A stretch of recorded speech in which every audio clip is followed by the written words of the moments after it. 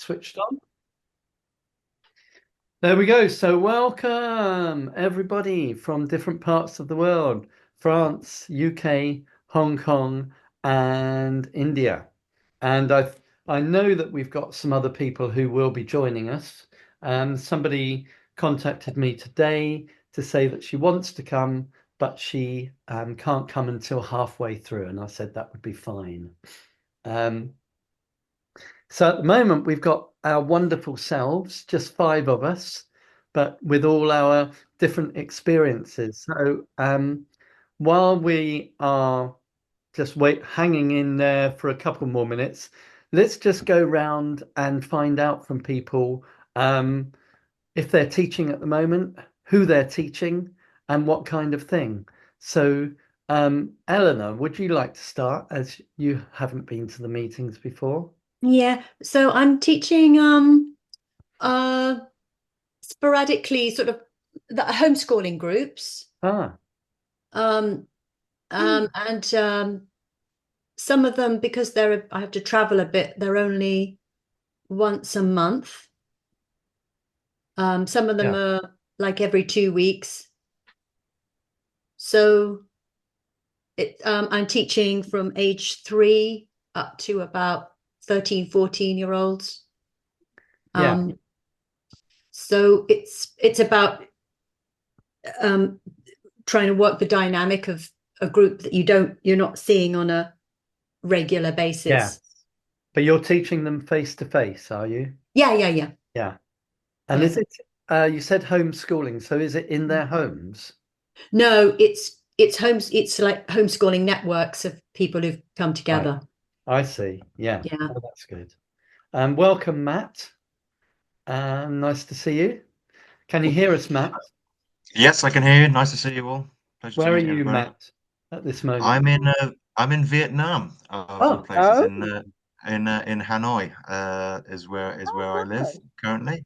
oh, I've been here about 8 years now, wow. um, and it's and been loving it. And I'm a long time follower. In fact, many moons ago, I actually went to one of your workshops, David, but this was way back in maybe 2015, possibly somewhere around that kind of time. I'm not expecting you to remember. Don't worry about that. Well, But Matt, that's great. We've mm, got 2 other people here, Kirsty and Eleanor, who have been to those courses in the past, wow, and probably possibly around that time. I'm not sure. Um, yeah. do you remember which course you came to, Matt? I'm trying to remember. Oh, I remember was it a we did a primary lot of. drama one, or was it a I think direct it was, one? yes, the primary drama one. Sounds Yeah, about right. We did yeah, a like freeze frame work, which I do still to this day, yeah. and lots of work around that and soundscaping and all sorts. So Brilliant. Excellent, yeah, Matt. Great to see you again. and Um, you, and you. Lovely. And welcome, Marta, as well. Good Martha, morning, sorry, as well. I'm not sure. Is it Marta or Martha? Marta. Marta, I thought it was. Yeah. Um, so what about Ritu? Because you're a newcomer to our little group, and perhaps you could tell us a little bit about who you teach and what kind of situation you teach in. Don't forget to unmute yourself. Yeah. Thanks, David. I've started teaching very recently. I come from a corporate background, actually. I was a consumer and marketing insights professional, career spanning 15 years. I've recently become an ELT professional. I had some personal goals. I always wanted to be an English teacher. I teach communication skills to kids in the age group of 6+ years, so 6 years to teenagers. And I'm working on a program for adults as well. I teach all the skills, LSRW, and I try to use creative and fun techniques. The course is also focused on spontaneity and creativity, besides, having them do debates and elocutions and so on. And I'm new to your course. I've already started using some of the techniques, and I always look forward to the drama game of the week, and the kids absolutely love it, across all the Hmm. age groups. So thank you so much for, that initiative of the drama game of the week. I think it's a great That's one. brilliant. Yeah, it's good. That's really good to hear. Thanks for that. So I won't ask everybody to introduce because we've met some of each other before, and so I have some possible subjects to talk about today. One was at the last meeting. I can't remember who it was, but we were talking about getting kids to be more confident in performance, and that made me think of Laban, Rudolf Laban, and using his techniques in developing characters, and that's always a good one to talk about, I think. And then two other members of our community have contacted me. One wrote to me today, and she is moving from primary drama to secondary drama. She wants to continue with her drama club, but as they're now in secondary school, she's looking for ideas to transition them forward. She's not here yet. Her name, I haven't written her name down, but she'll tell us who she is when she comes.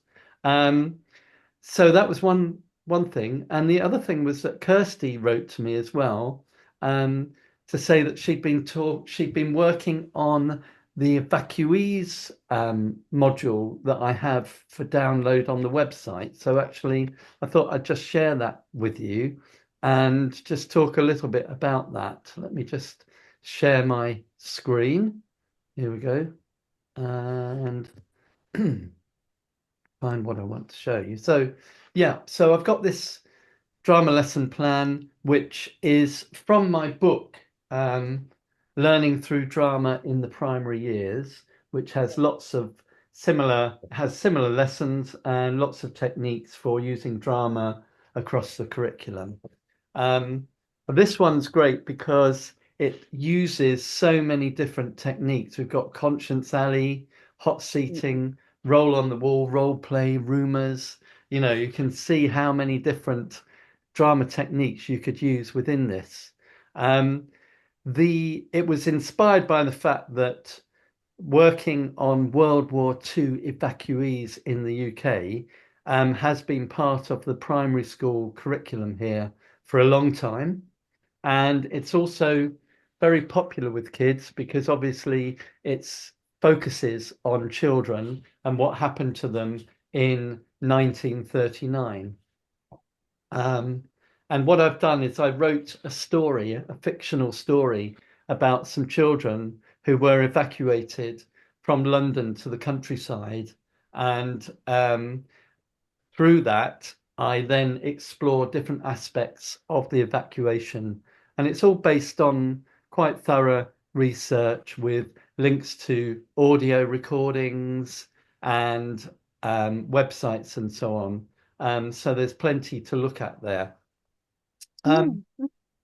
Now, one thing that, let me just unshare for the moment, stop sharing. So Kirsty, I wonder if you'd tell us a little bit about what you were saying, that you wanted to use hot seating, but Yeah. like lots of other people here who are teaching English as a foreign language, or maybe teaching a mixture of students at different levels, you came up with some different approaches. Well, I've used this unit many, many times because it's a really great unit we don't do World War II evacuation as part of our primary years program in France. And these kids are mostly coming from quite a mixed international background. So it's nice to hear about the stories, like David was saying about it being very much focused on children. And it's got a whole range of theatre techniques. And every week they're learning a new one. And I just love that about it because some of them are coming in with no theatre experience, their first year of secondary school. And suddenly they've got within sort of 12 weeks, they've learnt maybe 8 or 9 different techniques.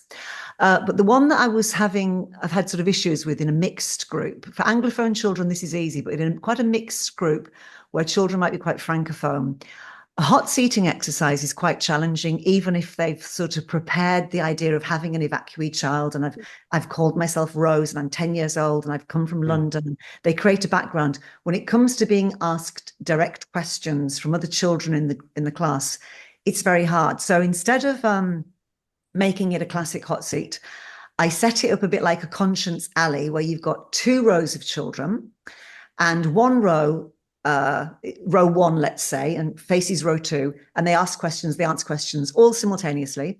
And then I say change, and just on row one person moves from one end of the line to the other. Everyone moves down a step. You're facing somebody new, and you go through the whole process again. You're encouraging them to change their answers or to come up with new ideas, to ask different questions. So it gives each of those children that maybe don't feel very confident about the oral skills an opportunity to speak to maybe 10 other children, asking and answering questions, rather than just being faced by a whole class of kids bombarding them with questions. And it's been really effective. I've seen, just kind of as a teacher, just going along, listening to questions and answers, they get really into it because they're sort of changing things, and some of them get a bit silly sometimes. And there are all sorts of ways it can go, but it's worked really well. And I see the kids just developing that confidence by just speaking to each other in a very quick session. And I just do the change, and they change again. I give them about maybe a minute and a half. You sort of try to judge that based on what's going on. That's quite good, giving them a short time so that they've got to fit in their ideas quite quickly and they don't get bored or stuck for too long. Yeah. Yeah. Mm-hmm. Josie. Yeah. I just wanted to say that's really good. And I think the other reason it's good is that you're not focusing, as you said, on one child. They're all doing it at the same time. So the focus is away from them and they don't feel self-conscious. I find that a lot with my kids because they're Chinese and they're very shy, most of them.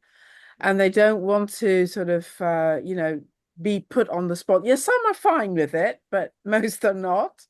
So if you do this sort of group stuff, they really enjoy that.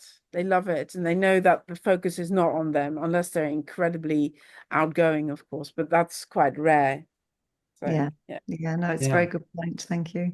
One thing I wanted to clarify, which I didn't think about before, is when you've got the two lines of children, do you have like row A asking the questions first of all, and then row B, or how does that work?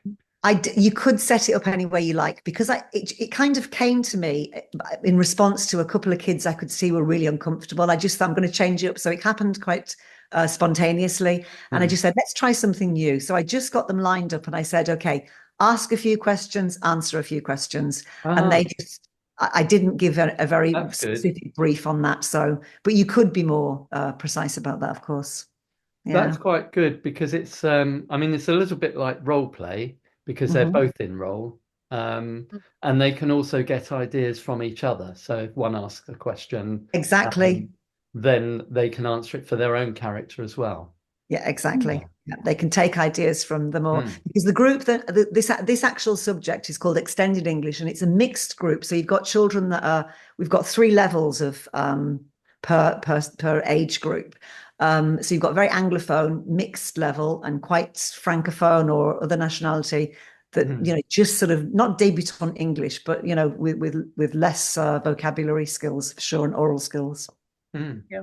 So yes, it's worked really well. No, it's a brilliant idea. As you say, it's similar to the idea of carousel, where you have 2 circles and concentric circles. So the same thing, but you have this kind of thing where it gradually revolves so that each person gets a new partner as the circle turns. But I like that idea. Really good. Does anybody want to add anything or ask any questions about that? Okay. How about what I'm quite interested in is how other people might have used hot seating. So has anybody else used it? And are there particular stories or themes or characters that people have found useful? Again, in my situation, hot seating is not a good idea because their language is just not enough. I don't know what you think. Is it the same, Hanoi? Yeah, it can be. I'm quite fortunate because I'm in a Vietnamese private school, so the language level is quite high when I teach drama. Okay. So the higher levels are getting quite good at it. Mainly because I've been at their school for a long time, so they're starting, the whole kind of creative aspect is something that wasn't you know, when they heard they got a drama teacher in, I think they thought the school went bonkers, and Mm. like, you know, they really had never really heard of the subject before. Oh, But when brilliant. they're starting to push this whole, which I think is quite globally apparent now, about this kind of creative learning, Yeah. because Yeah. it's a real, it's quite the weakness that they have. But because in my school or in Vietnam, it's very much a case of, you know, teacher says you write it down still. It's quite, I don't know if it might be the same for you. And Mm. when I go, well, Yes. what do you think? And they go, I don't know, teacher, you haven't told me yet. Oh, And I go, no, but this is your opinion. This is your yes, I creativity. recognize And they're that. like, Yes. really? Can I? And then I, yes, of course, go for it. And then they have that Right. freedom. So they're just starting to blossom in that kind of Yeah. way. Mm. But like you said, with the that kind of idea with the conscience alley hot seating, I do something very similar to that, and it does work just because it's that kind of peer work. There's a safety to it, and Mm. Yes. I usually lead with that, and then we might go to the real kind of hot seating Mm. afterwards. It kind of breaks the ice a little bit on that. But Yeah. I totally get what you're Right. saying, Jossie, about the difficulty with the language barrier as well. Yeah. So Yeah. That reminds me that I remember when I was working with a particular group of teachers, going into a classroom one day and seeing the teacher being hot seated as an evacuee child, Oh, and the that's brilliant. kids absolutely loved it. Um, so that might be, a way around it. If you discuss some questions with your students, first of all, that they can ask, so that they're not having to come up with the creative answers. And it also obviously sets a template that you could then build on for their own use at a later point. Yeah, Um, that's a very good point. Yeah. yeah. Mhm. So I wonder if so we would call that either hot seating or teacher in role. Yeah, that's part of the evacuees unit as well, is teacher enroll. Yes. Yeah, Yeah. that's right. It's a long time since I wrote that. I Yeah. can't remember I use which. it. I love that unit. I use it a lot. So. Yes, I I look at can't it every remember which day. part was the teacher in role. Can you, Kirsty? Can you Can I remember? help you about the yes? Well, the way I do it in the hot seating one is that I will say to the children, when I put my jacket on and turn around, I'm going to be a different person. And I don't tell them who I'm going to be, but I turn around as the mother, Mrs. Taylor, of the two children that have been evacuated That's right. Yeah. to the school where these children are supposed to be. And I'm asking questions about my children. Do you know my children? Have you seen them? Are they getting on okay? Do they come to school, or are they working on a farm? And sort of trying to get information, and then asking them for the kind of information. Have you had contact with your parents? And have you written letters? And what are you hoping, is going to happen? And what's happened so Yeah. far? And just trying to get them to talk about experiences. And That's really that's quite nice, because they like Yeah. to see. I try to do something a little bit different, either do my hair differently or put something different on, so they see I'm taking on a character. Yeah. Yeah, and that can lead into, of course, kind of writing letters to parents, which I don't do because I'm not going to get them to do a writing exercise. I say, give me a message that you want me to relay to your parents, and I'll take it back with me. And that, is another idea for them to open up with something to say if they have that capacity. great. Oh, that's excellent. That's given us all a lot of food for thought, I think. So any further comments on that? Otherwise, I'll move on to talking about Laban, Rudolf Laban. So I'm going to once again share my screen with you. Let me just do that and find the one that I want to, not this one, or that one. No, I know where it is. It's in a Word document. There we go. So Rudolf Laban, he died in the 1950s, but he was somebody who documented physical movement of dancers. And through that, he developed a way of notating dance choreography. And he also notated he worked out how you could document. Let me just show you different movements that people could make. So if you imagine that around you is this kind of rectangle, these represent different combinations of movements that you can make. It's a little bit complicated, but I will try and make it simple. All right. So that's actually not a very helpful diagram to look at the moment. It might be after we've talked about it. So I'm going to come back to this. So the way that I introduce Rudolf Laban's movement into a drama class is I get everybody into the space, get them to move around the space, and then give them different qualities of movement to think about and to try moving in those ways. So, for example, I would ask them to move in a light way or in a heavy way. So, first of all, can you move around with the notion of lightness? All right. And you can ask them after they've done this for a short time, were there any words that it made them think of in terms of what they were experiencing? You can also demonstrate it, as it says here, with your hands. So you could actually do this in the classroom with students sitting at desks. So the idea is you just say, could you hold up one hand? We could all do this now, actually. I'm going to come back to the main screen. Let me just do that. And so everybody hold up one hand and move it in a light kind of way. So any way in which you think your hand might be quite light and floating like a balloon, all right? And then after you've done that for a while and maybe talked about what people experienced, can they move their hand in a heavy way? Maybe make the arm heavy as well. Could the hand be heavy? How would that move? As you can see, when I do it, it goes into my body as well, and they might do that. All right. So that's light and there's heavy. All right. So as I say, you can introduce that with the hands first of all. And then there's another pair of qualities which are slow and fast. All right. These are slightly different from the terms that Rudolf Laban used, but they're much more user-friendly. All right. So we've got light and heavy, we've got slow and fast. So slow, obviously, let's try with our hands, just moving our hand in a slow way, all right, in any direction, but very, very slowly, all right. Now let's move it quickly. How might it move if your hand moves quickly? All right. Good. Okay. So finally, the last pair that I introduce are direct and indirect.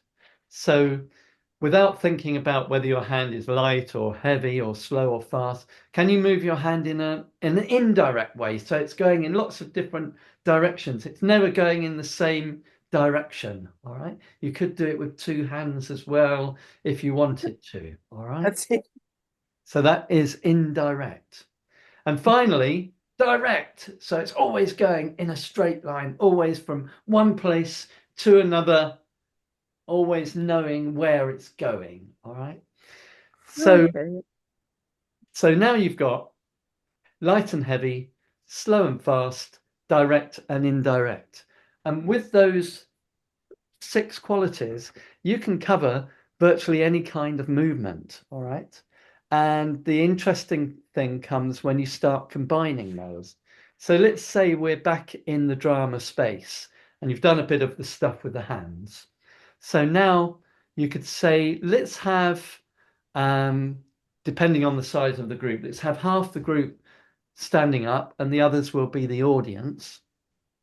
That half of the group, I want you to find a way of moving around the space which is slow and heavy. All right. So they're moving slow and heavily around the space. If they are a bit brighter or a bit older students, you could introduce 3 qualities. So you could ask them to move slowly, heavily, and indirectly. All right. So I'm going to move my screen and attempt to show you what that might be like. So sort of moving like slowly, heavily, but indirectly, changing direction, but always moving slowly, indirectly, and slowly, indirectly, and heavily. If you've got a lot of people moving like this, I then ask them, what kind of character can you see on the stage? I asked the audience, what sort of characters do you think you might have seen? And often if you say slow, direct, and heavy, they'll come up with drunk, all right? Or they might be a bit ill or something like this. Or they might be monsters is another one, all right?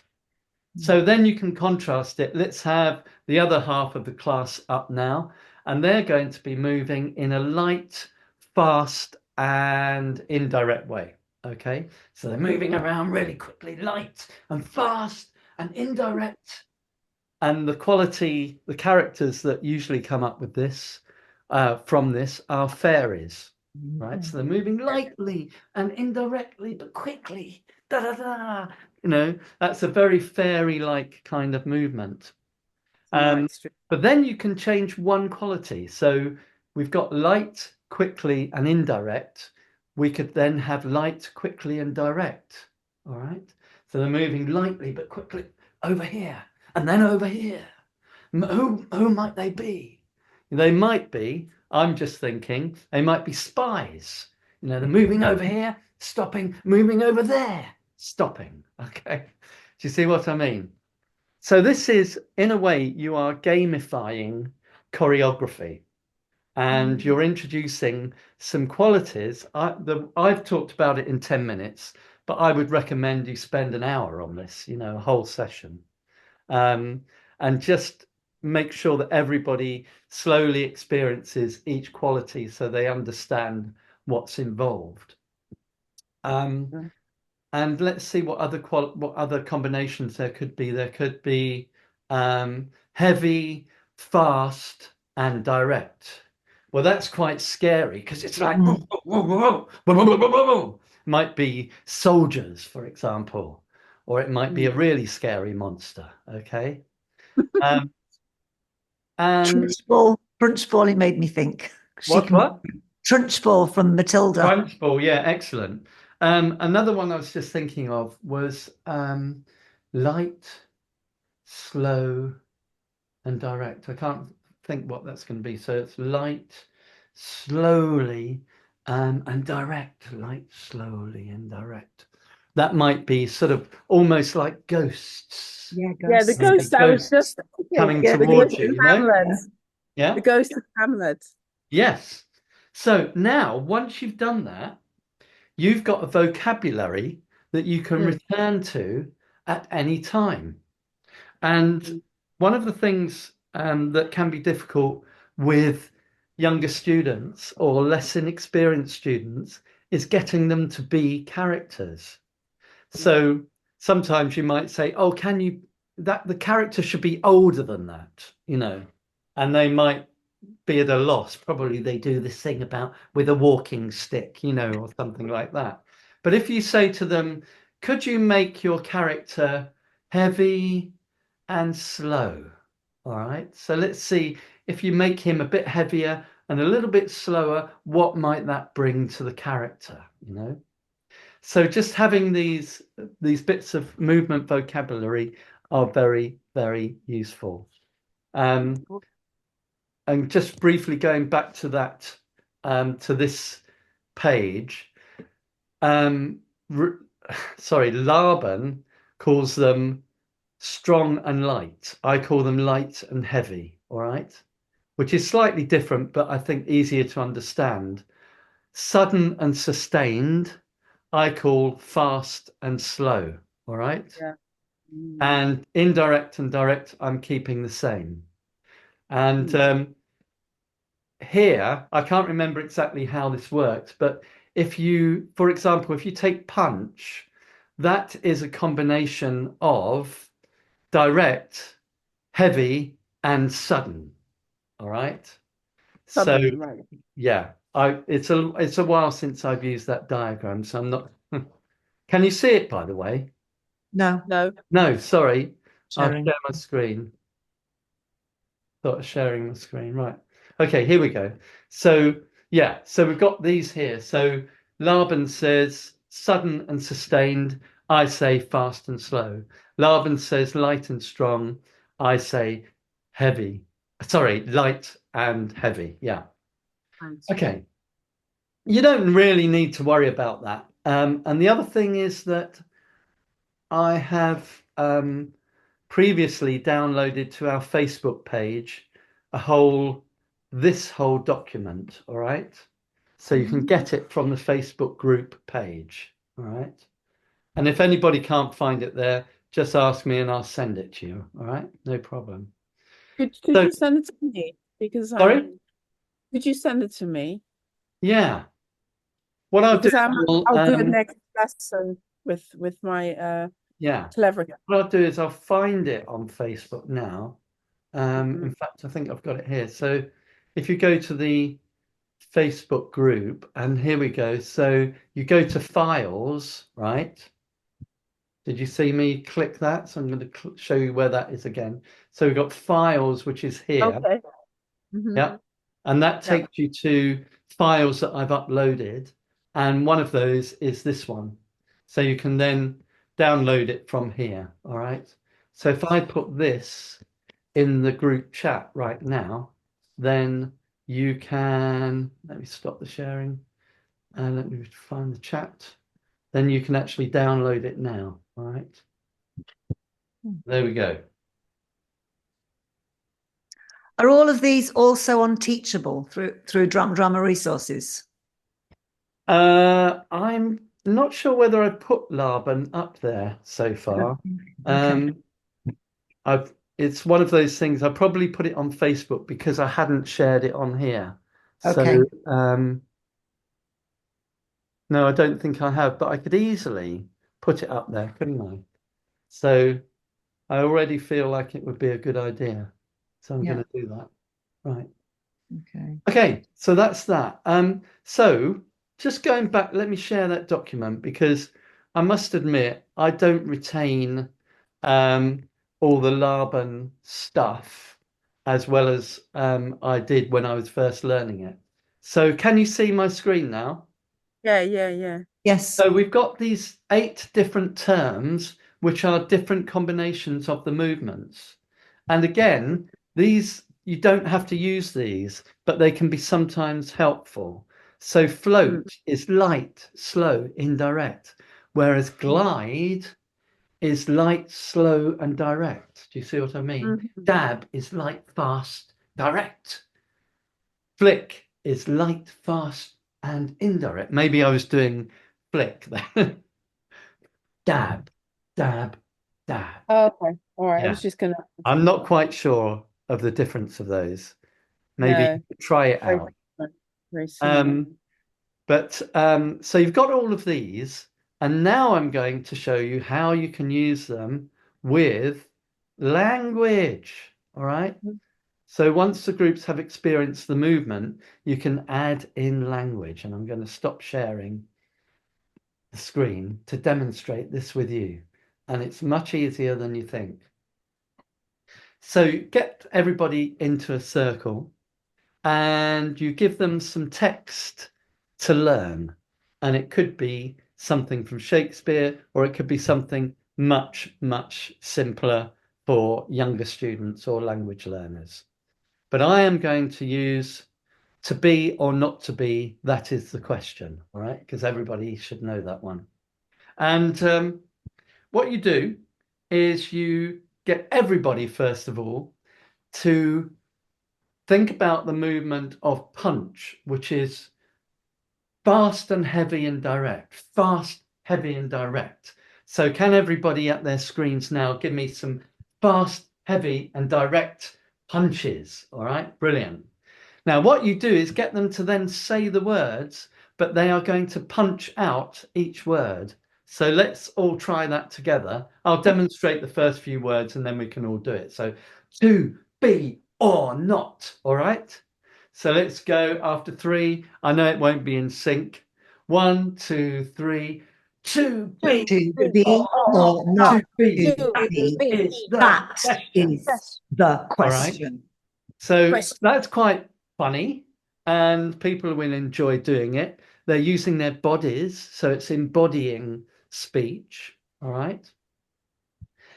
You can do it a couple of times, and then normally I would get half the circle to do it while the other half watches, or maybe just get 3 students to do it, and that can be quite funny. So the magic happens when you say to them, this time I want you to say the speech again, but imagine that you are throwing those punches when you say it. All right. So they've already done it a couple of times, to be or not to be. So everybody does it and they go, to be or not to be. That is the question. All right. And again, you can get a few of them to do it and ask them what kind of people might be speaking like this, or what kind of emotion might they have. And obviously, with that one, it could be commanding or it could be angry. All right. To be or not to be. But the amazing thing is that once they've done the punching, they know their bodies know how to do it.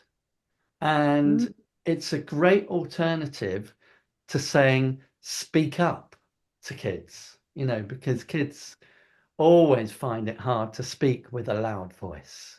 It always feels embarrassing. But if their bodies are making the movements, and even when they stop making the movements with their bodies, they have this body memory. All right. So I'm just going to go on to the next part, which is that I get them to choose to try a different movement. This is Karen, who I think I talked about earlier on, joining us halfway through. So that's great.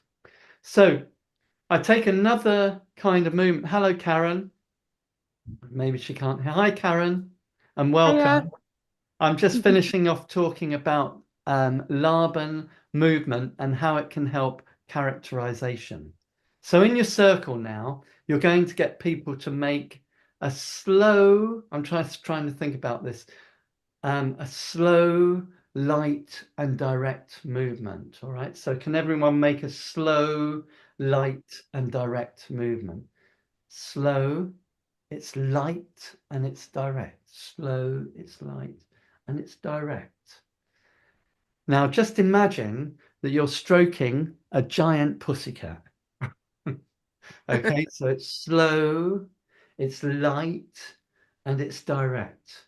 Although I'm not sure whether I'm doing direct or indirect at this point. Slow, light, and direct. Okay. The key words here are slow and light. And then you get them to speak the same text. So we're all going to try this. I'll give a demonstration with 3 or 4 words. So to be, or, okay. So let's all try that together after 3. 1, 2, 3. To be, or not to be. That is the question. All right. Now, obviously, you can get the group to do this and ask them what kind of characters it might be. They might say, oh, a bit nutty, a bit mad. Or they might say, oh, they could be sneaky, to be, or not to be. All right. So the amazing thing is that you can generate different kinds of emotions by using these movements. And you can try out any of the ones that we've done earlier on. I'm just going back to that document, have a look at it here. So I think this was the stroking the pussycat one, okay? And earlier on we did the punch. It was heavy, fast, and direct. But you could try some other ones as well. We could do light, fast, and indirect. To be or not to be, that is the question. You see what I mean? Immediately, you've got different characters. Okay, I'm going to stop talking because I've been talking about it for a long time, and see if you've got any comments or questions about that. Any thoughts? Can we try and do this in a pair or something? Yeah, why not? So Do something like yeah, what I'm going to do is copy those things into the group chat, those 8 different qualities. into the chat. Here we go. So, right, they're in there now. And I'm going to put you into two groups, and you could try to be or not to be, and see if you can work out what it's like using some of these different combinations of these qualities. Okay, so let me get the breakout rooms thing going, and we're going to put you into two groups and send you off to have a bit of fun for 5 minutes or so. So I hope you had some fun. And I've always noticed with breakout rooms that the first few minutes are usually spent discussing something that's not related to the task, or it's indirectly related to the task, because people want to get to know each other, or they want to ask something that they didn't ask when they were in the main room. But I did visit one of the rooms, and we had some great chats about how you might also use animals to influence types of characters, like a snaky character or a raging bull. Um, and both of those would have particular Laban qualities that you could describe in different ways. So, Kirsty, what did you talk about in your group? Can you remember?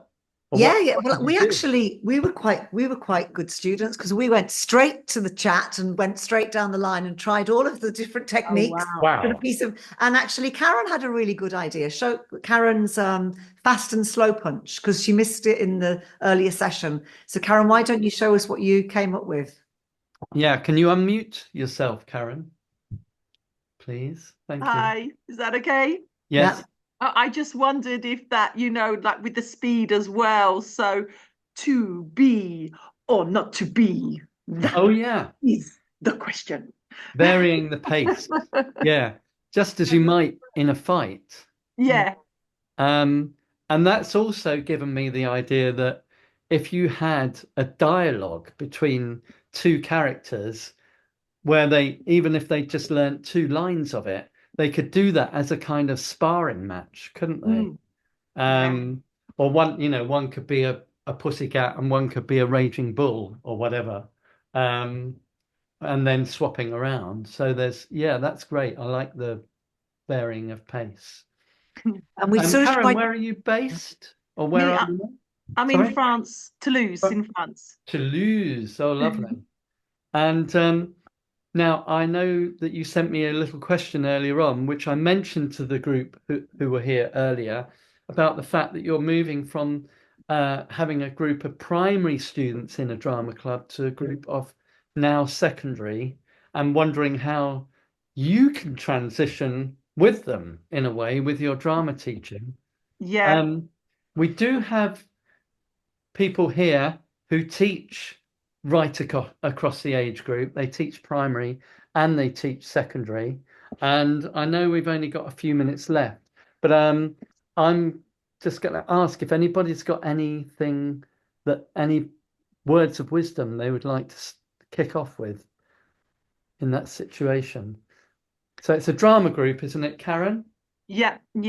And I'm very flattered that they want to stay with me. Because normally they all move on, but I've got these very enthusiastic students like, no, we're not giving up drama. We want to stay with you. So I'm like, okay, let's try this. Yeah. Okay, Matt, what were you going to say? And you need to unmute. Thanks. I'm in a similar boat in the case of just the kids I've taught have moved up into secondary, and really for me what's worked, I often really just do the same things, but the topics change. Yeah. Just keep in touch with what do they want to talk about, what might they be worried about. Some slight You're going to get some slightly more grown up themes that they might want to analyze and discuss, but the ways you do it will often stay the same, and they will surprise you with what they bring, and your things will just naturally evolve. So if they want to stay, you're obviously doing something right, so I wouldn't worry or overthink it, kind of Yeah. thing. So that would be my advice. I would just say that it sort of depends on what you've done previously. I find with when when they get to secondary level, they like to introduction of a bit more text, even if that's poetry or little scenes or certainly a prompt. And you can use AI to generate ideas for this, that make it really easy. Just say, give me 10 prompts for Halloween adventures, and it gives you ideas and characters, and it makes it really simple. And then you just put them into groups, and they get to go away and work on things in small groups and come back and get them to develop dialogue, get them to develop presentation towards the audience, that type of thing. I suppose it's pushing skills, techniques that you've built, taking those that bit further. Yeah. Mm-hmm. That's good. And maybe if the kids are now at secondary school working on youth novels, there might be some, if there's a particular book that they are reading at school or just privately amongst friends, that can be a good source of material and characters. And Josie, you, I think, wanted to say Yeah, I'm something. thinking about something, but was it concrete operational thinking is for primary, and then what do you call it in secondary? It's I can't think of the word. Abstract? No. Abstract, yes, it is. Abstract thinking. So you can use more abstract thinking stuff, It doesn't have to be direct. And as Kirsty was saying, you want to use more text. And I mean, I've done Midsummer Night's Dream with primary and secondary. And I find that in secondary, yes, you can do much more text and you can do most of the activities a bit faster. You don't have to spend so long on them. And so you can do more. But it's not that different. It's just, yeah, you have to get into the fact that they're a bit more adult. You don't treat them like kids. Treat them like adults, and they'll be really happy if you do that.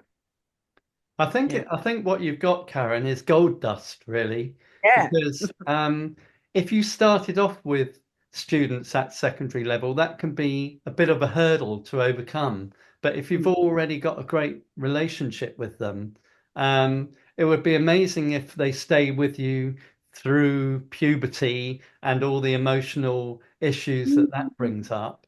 Um, and those would be areas to explore as well, to explore emotions and relationships of characters would be great. But I totally agree. I teach drama, or I train teachers in drama in Norwich for both primary and secondary level, and I use exactly the same games and techniques Yeah. with the groups. My lesson plan is virtually the same. But what Yeah. changes, as people have said, is the material. So Mm. just finding material that inspires them and inspires you. That's, I'm sure you'll do really well with that. To add Yeah, to it's that, amazing when a secondary student suddenly leads it as well. They'll come up with Yeah. something that you're like, oh, I didn't even know you were ready for Wow. that. Yeah. And then suddenly it opens up something and go, that's something I can explore. So Mm, my students give me most of my ideas accidentally a lot of the right. time. Yeah. Yeah, me too. I just wanted to add one thing. So I was teaching Midsummer Night's Dream last year in one group, and one of the kids was really clever, and his English is pretty good. So I put him in charge of his group, and I said, okay, so you have too many people for the characters in the play. So what are you going to do? You need to add some more characters. And so I said, well, one of you could be a magic tree. And so the guy that was leading it became the magic tree, and he was just walking around like that, and he was saying things, go over there, go over there. Right. It was really great. He was very good, actually. He did actually direct the others on how to do what they were doing. Yeah, Oh, excellent. enjoyable. Yeah. Yeah. All right. Well, it's been a great session. Thanks to everybody. And we've covered some interesting topics. And I've made acquaintance with people I haven't seen for a while as well, which is great. And others for the first time. Um, if anybody has anything else that they want to talk about in meetings, I always love it when, people have questions or topics. So if you can think of any now, you could stay on and tell me, or if you just think of some within the next month, then just reply to my emails and let me, or Facebook, and let me know. All right then. So thanks very much to everybody wherever you are, and I look forward to seeing you all and hearing from you again very soon. Thank you, Bye-bye. David. So, thank Thanks, Great. David. Thank Nice to you. meet you all. Bye, You everyone. too. Take care. Bye-bye.